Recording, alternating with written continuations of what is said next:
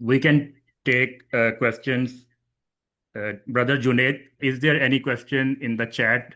Yes, Rashid bhai, we have a question about the NAPLEX exam. Brother is asking about that is kindly elaborate some key points to current registration of NAPLEX as a Pakistani graduate after Form D. So I think that it's a very long question. We will be unable to answer it. That how pharmacist graduate from Pakistan is to register in the NAPLEX exam. But if Saad Kazmi Bhai is here with us, so he shortly in a 2 to 3 words can please answer it. Please, So, okay, thank you. in order for you to take your first is the FPGEE, which is Foreign Pharmacy Graduate Equivalency Exam, you have to be in the United States. You have to go to a testing center and you have to take the test from there. So it doesn't matter on what visa status you are in the States. It can even be a visit visa, but you have to take the test here locally. In order to prepare for that, there are certain courses that you can take. I can't even remember now. I mean, I'm sure that when I took it the first time 23 years ago, it has changed since then. But Rashid Bhai may know more recent resources, but you have to be physically present in the United States for that. And also, I have shared the Communication Hub link in the group, and we have different subgroups. We have the regional networks. There is one for the North America, US, and Canada. You can just join the community and one of the subgroup, and then we have members from the North America that can address all your questions regarding this. Is there any We other question? Yes, we have a second question from the Umar Mujahid that's related to Tahir Bhai. Can you please describe a summary of the pharmacist role in disease management established in the Shaukat Khanum Memorial Cancer Hospital? Though it's a time-taking topic, but just a summary as the system is much deficient in Pakistan. So the mic is up to Tahir Saib. Okay, thank you. Excellent question. Obviously, whenever we talk about disease management system, so it started with a very simple process. I'm talking, looking at, for example, some of the inpatient area. So the pharmacist is responsible to review the prescription, number one, and he is responsible to review the appropriateness review of the prescription. And keeping with the JCI accreditation process, we are responsible to analyze prescription in terms of medication errors, in terms of contraindication or therapeutic duplication, and so many other, including pregnancy risk factor, organ failure, toxicity, and so many others. So once it's reviewed, then the pharmacist is responsible to take round with the consultant. And then they are responsible to review case by case or to review the patient accordingly. Now, to talk about specifically some diseases, I would like to quote one of or two examples here with the disease management system. How gonna we do? So, for example, antibiotic or antimicrobial distribution program. The pharmacy department lead basically role and is a key part of ASP program. Basically, they work with ID consultant, team physician, and they are trying to combat antibiotic resistance by reviewing antibiogram, for example. They are responsible to implement treatment guidelines. They have a restrict certain broad spectrum antibiotics and also provide education to healthcare professionals. And you have an idea, we have some restricted drugs level, we have restricted by a system, we have restricted by a consultant, we have restricted by some cost. So there has been shown to result in both improved patient outcome. And that's obviously, we have a significant cost of it. I will quote another example, for example, oncology, specifically the cancer one. So, we have a very specific pharmacy which are board certified, and they are expert in the complex and often highly toxic medication used in chemotherapy. So they also play a very crucial role in pain management, particularly with the use of opiates, for example, ensuring appropriate prescribing and addressing the potential issues of or the misuse of inappropriate. So these are all, a teamwork basically. We are all working together and trying to improve the quality of patient life in terms of medical delivery. So obviously, I hope I have given an answer how we are going to do work in the proper time. Thank you. Thank you so much. Brother Junaid, is there any other question in the chat, or we can take few questions live, brother? We have a question from Tahir Saib. Oh, sorry to bother you, Tahir Saib. There's question about the brief point about ADR reporting in Pakistan. Pharmacovigilance. She's asking about the pharmacovigilance.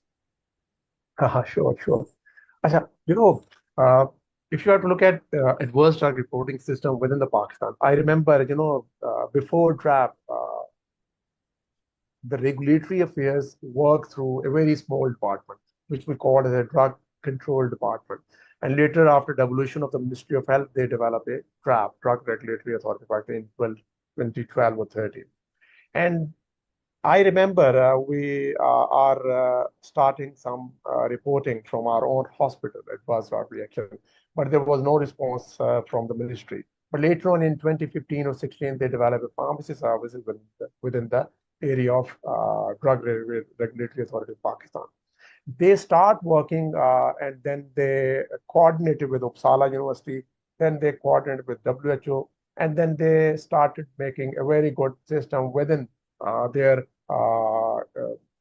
website, number one.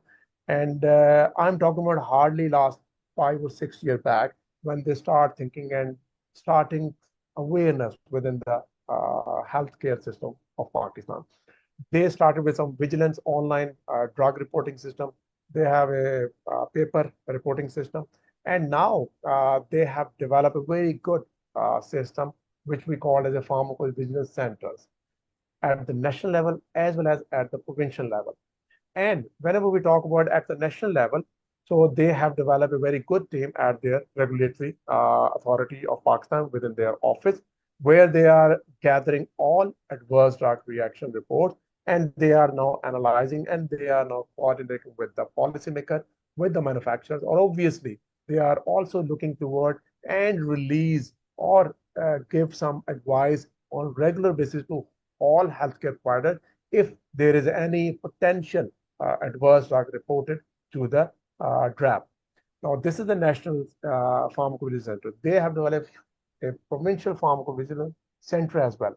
And at the level of provincial level, they actually directed to all hospitals to please nominate one officer, which they call as a pharmacovigilance officer, so that they can represent the relevant hospital and they come to the office of, say, example, Drug Quality Control Department, where they review and discuss all ADRs, and then they, based upon, they make a theme, or if there is any significant ADR reported, they communicate it across all over Pakistan.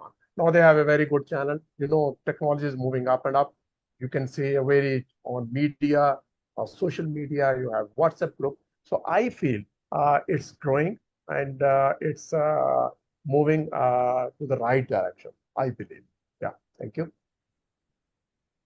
Thank you so much. I think we should take one question live. Brother Imran Khan has his hand raised. Please go ahead. Assalamu alaikum, sir. Wa alaikum assalam. So thank you for a very elaborate session regarding patient safety. Can you please speak a bit loud? So thank you very much for organizing this very informative session regarding patient safety with special reference to the role of pharmacists. My question or concern is related to the revised curriculum. As Dr. Tahir discussed that in the revised curriculum, efforts have been made to make the clinical side of the training more experiential, more practical.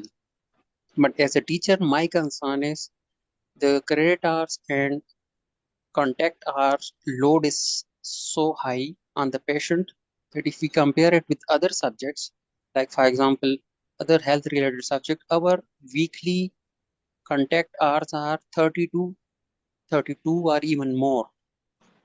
So it's almost impossible for our students to spare time for hospital training and other field works based upon the current workload. So my suggestion related to the Pharmacy Council and HEC was either we should consider this 5-year course into a 6-year course and make it equivalent to a master's degree by focusing more on the field work and research related activities so that students have enough time for experiential training in addition to the theoretical coursework. Thank you. Assalamu alaikum. Is there any other question? Or Brother Junaid, can you please let Dr. Jamshed in? He is joining from the phone. I think there is one question for him as well. So I'm still here, so if you want to ask a question, I think there was one in the chat. Let me read it out. The question is that insulin shortages in Pakistan have led to unsafe practices like black market buying and rationing of doses. From a CGMP and regulatory perspective, what strategies can be applied to strengthen the manufacturing and supply continuity so that patient safety is not compromised? Yeah, thank you very much. A very pertinent question looking at Pakistan's landscape regarding insulin production. So if I look back, the insulin production was actually dealt by multinationals from the inception of Pakistan. And somehow the Ministry of Health actually regulated the prices. And we tried to launch insulin in, I think, mid 2000, like 2006 and 7, but the landed cost was more than the market available prices. So we launched that, but we burn our money for about 6 years, and then we withdraw the insulin. So the problem in Pakistan, the prices were so low that no national company was actually able to produce or to sustain the import of insulin from other manufacturers. But fortunately, the new law, which actually given the space to the pharmaceutical companies to increase the prices of non-essential drugs, that helped them to bring those products which were short in Pakistan. So now the colleague who asked the question, there are, I think, 2 or 3 local manufacturers who are filling the insulin here in Pakistan, made their product available, and those are good, effective, and can be used for their patients. But just if you're looking from like Lilly, Humulin is not, marketed by anymore Eli Lilly, because they have actually closed their operation in Pakistan and they gave the products to a local distributor, and it's hard to manage the supply line, because the supply chain is a tough thing to manage, especially for insulin, which is kind of a cold storage product. So coming back to this, now the available products are good, effective, safe, and can be replaced to the multinational insulins being used by the patients. Hope I answered the question. Thank you so much. We should conclude the session. It's almost 1 hour, and I thank all my respected speakers who joined us on a very short notice, and all the participants for their time, and especially the organizers of the IPF-Islamic Pharmacists Forum and my Global Communication Hub team. And inshallah, we will continue organizing such sessions online, and we request you to be part of our this initiative. It just started like few weeks back, and we conclude the session with Surah Al-Asr. Wal asr innal insana lafi khusr illa alladhina amanu wa amilu salihat wa tawasaw bil haqqi wa tawasaw bis sabr.